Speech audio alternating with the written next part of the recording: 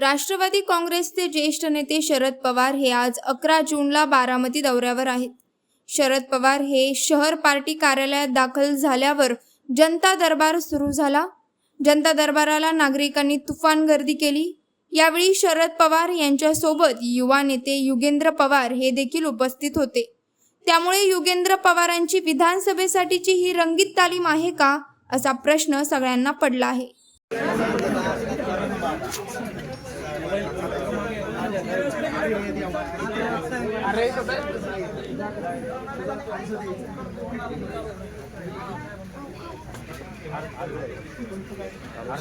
ज्यांचं काम आहे त्यांना थांबू द्या, नाही तर बाहेर या। ज्यांचं काम नसेल ते